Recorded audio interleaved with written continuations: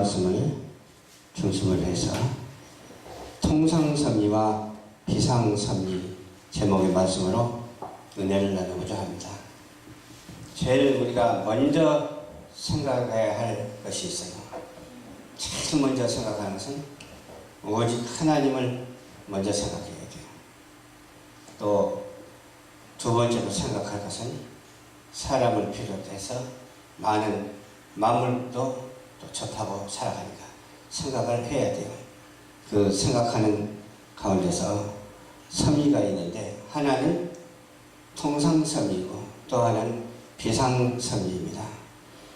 하나님께서는 통상적인 섭리로 방편을 사용하시지만은 그러나 기뻐하시는 대로 자유롭게 방편이 없이 그 방편들을 초월을 해가지고서 우리가 생각하기는 역행하는 것처럼 보이지만 그걸 가지고 비상섭리라고 말을 합니다. 세상의 성공과 인간들의 욕망을 만족시키기 위한 기적은 하나도 없어요. 만약에 기적이 있으면 하나님의 영광을 드러내고 영혼을 구원하기 위한 기적이죠. 하나님께서 섭리를 실행하시는 방식과 관련하여 통상적인 방편이 있죠. 그 외에도 비상적인 방편이 있죠. 곧 기적을 행하시는 그런 사실을 우리가 바라볼 수가 있습니다. 제1의 원인은 능력이신 하나님은 제2의 원인들의 성질에 따라서 자유롭게 또는 필연적으로 또 우연이라고도 말하지만 필연 가운데 우연인 것처럼 느껴지는 것을 우연이라고 그러죠. 그 섭리를 실행하시는 하나님이십니다. 그러나 하나님의 섭리가 반드시 항상 통하여 그것의 작용 안에서만 실행되는 것은 아닙니다. 하나님께서는 기본 창조 질서는 통상적인 그런 섭리라고 바라볼 수가 있어요. 근데 만든 사실에 대해서는 통상적이 아니라 비상적이고요. 이 지구를 창조할 때도 하나님께서 비상섭리를 통해서 만들어서 어떤 우주가 탄생한 것도 과학적으로 탄생한 것이 아니고 하나님의 말씀으로 탄생한 줄 믿어야 될 줄로 믿습니다. 그것이 바로 비상섭리에 해당이 돼요. 역사하는 것은 통상섭리지만 역사할 수 있는 이루는 그 제2의 원체는 비상섭리라는 것을 우리가 알 수가 있습니다. 어떤 방식에 따라서 섭리가 실행되기도 하죠. 이러한 비상섭리 활동을 가리켜서 기적이라고 말을 합니다. 또 신앙 고백서는 비상섭리의 세 가지 유형을 고백하고 있습니다. 하나는 통상적인 것, 방편이 없이 행하시는 비상섭리 있습니다.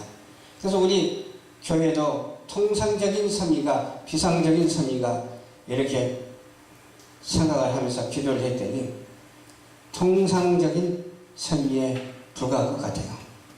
그러나 우리 교회도 비상적인 그런 섭리가 기억되었으면 참 좋겠습니다. 우리가 이해하지 못하는 것에서 비롯하고 안 되는 것 같으나 되는 것으로 확실히 변화하고 하나님의 크신 역사가 초비상적인 역사가 우리 열방전파교회도 있어야 되는 것은 왜 그렇습니까? 온 세계에 복음을 전하기 때문에 그렇습니다.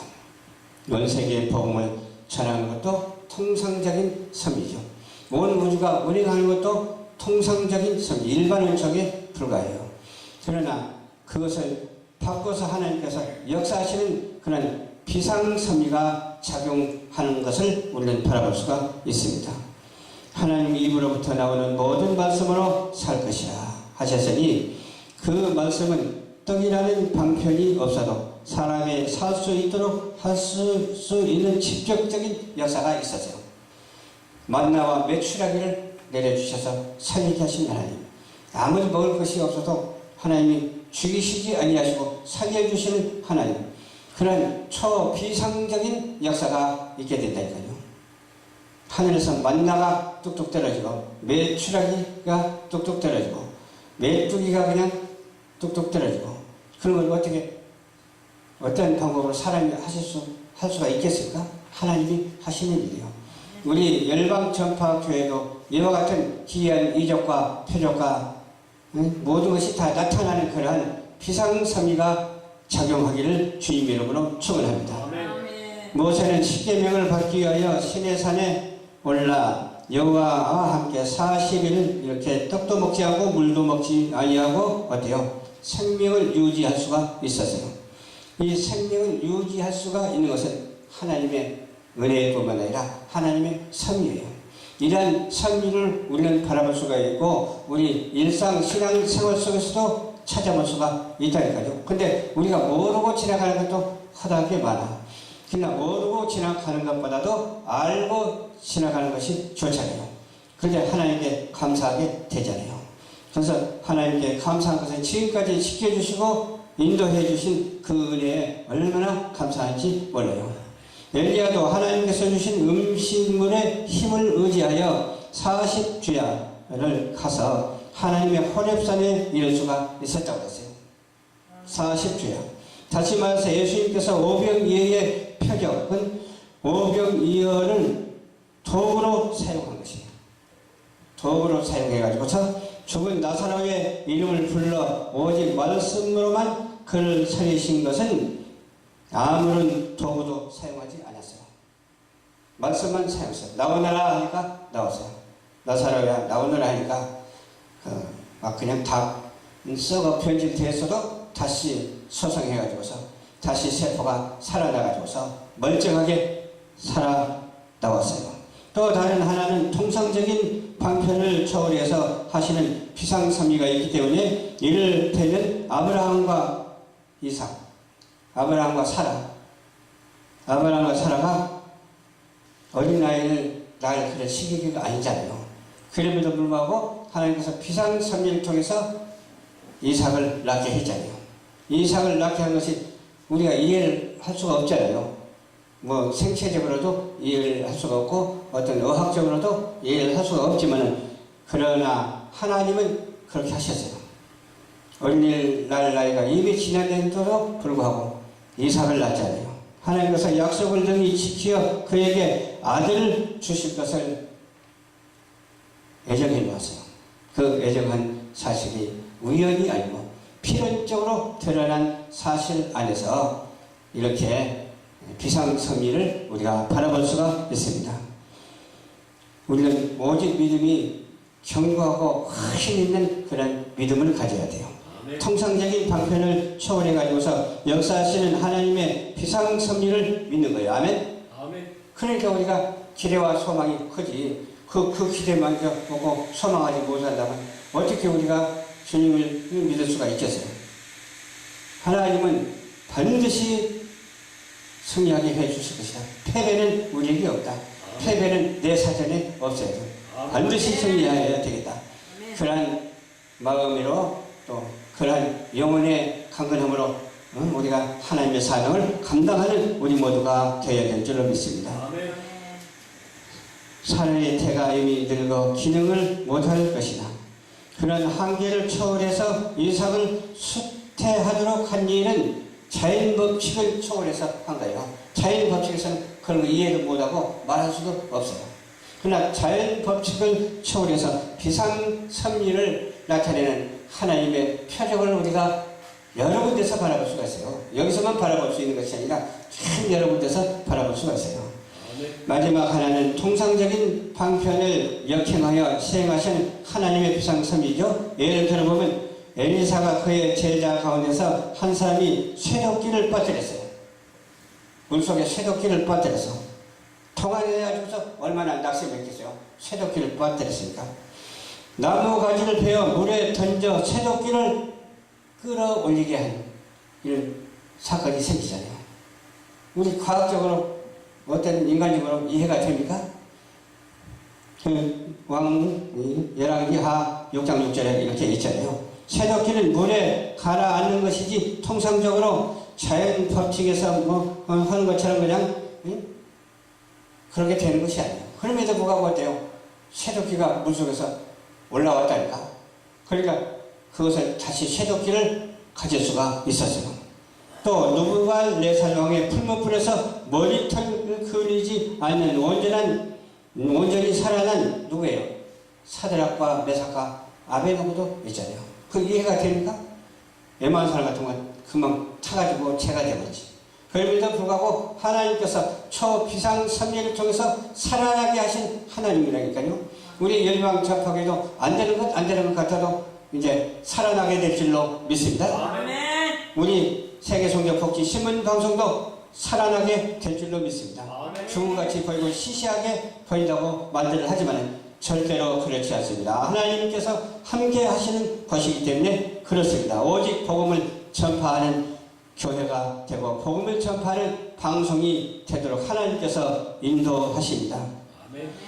성경에 기록된 많은 비상섭리를 한결같이 임으로 실현되지 않습니다. 이러한 이적들은 모두가 표적이니 단순히 능력을 과시하기 위한 것이 절대로 아니잖아요. 능력을 과시하기 위한 것이 아니에요. 그러면 아까도 본문 말씀에서 뭐라고 했어? 영혼을 구원하기 위한 하나의 방편이라고 그렇게 말했어요. 기적은 사람이 하고 싶어서 하는 것이 아니라 하나님께서 하시는 것인데 그것이 사람의 뜻을 맞추는 것이 아니라 하나님의 영광을 드러내고 예수 그리스도를 믿음으로 말미암아 구원을 이루게 하는 하나의 방편이라고 하는 사실을 우리가 확실하게 믿어야 될 줄로 믿습니다. 아멘. 세상의 성공과 인간의 욕망을 만족시키기 위한 어떤 마술적인 능력 과시하기 위하여 하나님께서 비상섭리를 일으키는 일은 전혀 없습니다. 마술이 아니라니까요. 마술은 어떻게 맞기는 맞는데 어떻게 눈을 속이는 게 마술이잖아. 비상섭리는 어때요? 이것도 저것도 아무것도 맞지 않은 것 같아도 하나님께서 일으키는 것이 비상섭리라니까요. 사람으로서는 이해할 수 없는 일이죠. 혼이가 어떻게 갈라지겠습니까? 하나님께서 하시니까 되잖아요. 죽은 사람과 어떻게 살아나겠습니까? 하나님이 하시니까 되잖아요. 오병이의 기적을 어떻게 일으킬 수가 있겠습니까?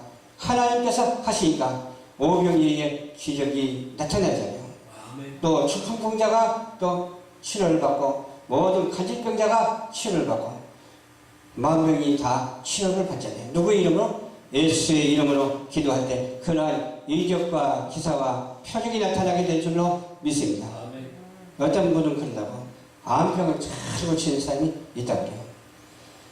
그 암병 잘 고치다고 너무 거기에 치우쳐서는데 하나님이 하시는 일이기 때문에 사람을 보고 사람이 대단하다 그렇게 생각하면 안 돼요. 하나님이 하시는 일이기 때문에. 그런데 솔깃해가지고 하나님의 영광을 가려는 일은 전혀 없어야 될 줄로 믿습니다. 하나님의 영광을 나타내는 일만 동원이 되어야 될 줄로 믿습니다. 많은 이들이 하나님의 이름을 기적이라고 하며 부귀와 장수를 욕망하는 태도가 있어요. 성경이 교훈하는 하나님의 비상섭리를 믿는 올바른 신앙을 가져야 될 줄로 믿습니다. 어떤 변론적인 신앙도 아니고 어떤 이해적인 신앙도 아니고 하나님의 초비상적인 그런 신앙인이 되어야 될 줄을 믿습니다. 내가 이 세상에 온 것도 마찬가지요. 하나님이 초비상적으로 역사하셔가지고서 섭리하셔가지고서 우리가 이 땅에 존재하는 거예요. 그 존재의 가치를 우리가 충분히 알아야 돼요. 어떠한 과학적으로 이해하는 것이 아니라 철학적으로 이해하는 것이 아니라 생리적으로 이해하는 것이 아니라 하나님의 신령한 은혜로 이해가 되는 우리 모두가 되어야 될 줄로 믿습니다. 그런 의미에서 새 사람으로 거듭나고 하나님의 말씀으로 생활을 이루며 그리스도가 다시 오심과 세상을 새롭게 하실 날을 바라보면서 믿음으로 말미암아 승리하는 우리 모든 대한민국에 있는 성도들이 다 되시고 또 온 세계에 있는 성도들이 다 되시기를 주님의 이름으로 축원합니다. 아멘. 통상섭리와 비상섭리를 잘 이해해가지고서 하나님께 영광 돌리는데 부족함이 없고 하나님께 앞으로 전진하며 나아가면서 어렵다고 난망하지 말고 강하게 담대하게 나아가는 우리 신앙인들이 다 되시기를 주님의 이름으로 축원합니다. 아멘. 기도하겠습니다. 좋으신 아버지 감사합니다. 오늘도 주님께서 인도하여 주셔서 하나님의 역사하시는 말씀을 증거했습니다. 하나님의 역사하시는 말씀 안에서 신령한 역사가 있게 하여 주시옵시고 사람으로서 이해하는 것이 아니라 신실함으로 이해하고 또 은사를 활용할 수 있는 우리 모두가 될 수 있도록 주께서 허락하여 주시옵소서. 모든 것을 다 주님께 맡기옵고 하나님께서 섭리하시는 모든 것들이 다 우리에게 이루어질 수 있도록 역사하여 주시옵소서. 예수님 이름으로 축복하고 기도드리옵나이다. 아멘.